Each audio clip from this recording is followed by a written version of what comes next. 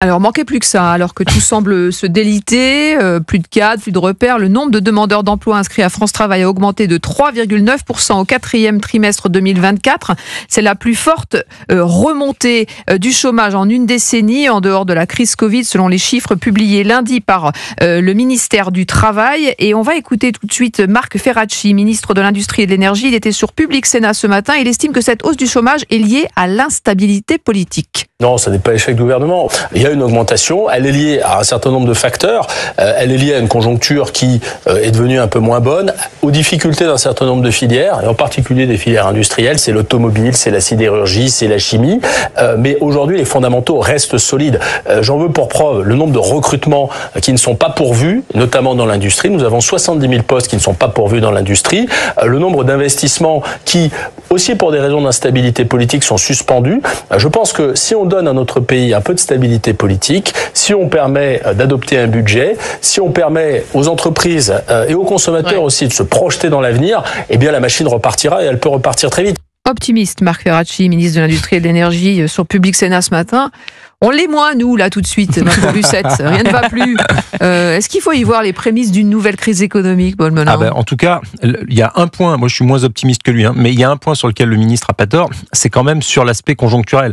Défaillance d'entreprise, on est à 66 400, record battu. Ouais, c'est ça. C'est-à-dire qu'en fait, je n'invente pas le fil à couper le beurre ou l'eau tiède en disant que l'économie est un phénomène cyclique et que nous avons eu des cycles, par exemple dans les années 90 où le chômage était très important, où c'était le premier sujet, vous aviez pas une campagne législative, présidentielle sans qu'on en fasse des caisses là-dessus, que là c'est allé mieux en termes de réduction du chômage ces dernières années. Vous vous souvenez de la fameuse inversion de la courbe sous François Hollande, et que là ça repart. Le sujet qu'il évoque, par exemple, quand il dit il y a 70 000 emplois industriels qui sont non pourvus, ça c'est un vrai sujet. En fait, c'est pourquoi est-ce que la France n'arrive pas à créer des filières dans lesquelles, des filières académiques, pédagogiques j'entends, professionnalisantes, pour pourvoir à ces emplois, parce qu'un emploi industriel, c'est très important, ça crée 4 à 5 emplois autour dans les services, à la communication, au marketing, du commerce. Donc, l'emploi industriel, c'est ce qu'il y a de plus précieux. Il y a aussi une jeunesse qui a peut-être plus envie de se remuer ou d'aller se faire mal, non ? Oui, moi je pense qu'il ne faut pas incriminer les jeunes, mais que, en tout cas, il faut leur donner la possibilité très tôt.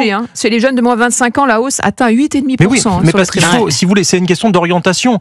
La promesse de massification scolaire à l'université était une fausse promesse. On a cru faire une grande politique sociale en disant à tout le monde, vous pouvez tous faire des masters en cinéma, en sociologie. Non, mais j'ai rien contre les étudiants en cinéma ou en sociologie, mais on n'a peut-être pas besoin de dizaines de milliers de futurs cinéastes. On en a besoin de quelques-uns très bons.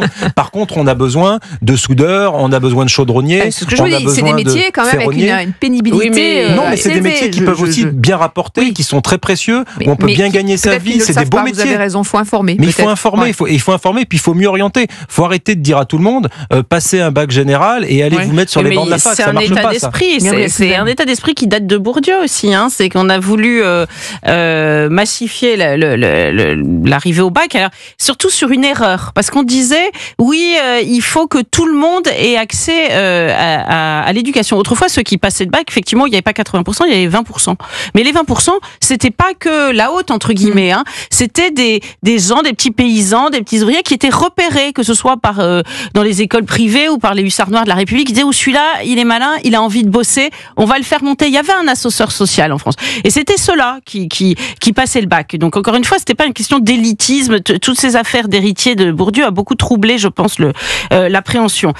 Et puis, vous avez raison, il y a une inadéquation entre l'offre et la demande. En Suisse, ils n'ont pas peur de parler des métiers manuels. Il y en a énormément qui font des métiers manuels. Ils se sentent pas déshonorés et reconnaissent l'intelligence de la main. Effectivement, on a besoin de soudeurs. On forme. Alors moi aussi, je vais prendre cet exemple-là, mais tant pis.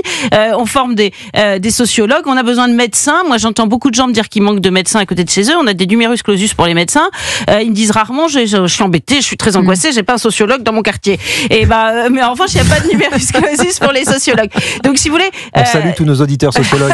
non, mais pardon, c'est utile aussi les sociologues. Mais c'est vrai que sismologues aussi. Voilà. Des tremblements de terre, il y en a. Et puis on a besoin de reconstruire notre industrie parce que c'est la poule et l'œuf. Si notre industrie qui a été quand même laminée, disons-le laminée, parce que là aussi dans les années 70 on trouvait ça plouc, on aimait bien financiariser l'économie. Maintenant on est gros gens comme devant. Tertiarisation.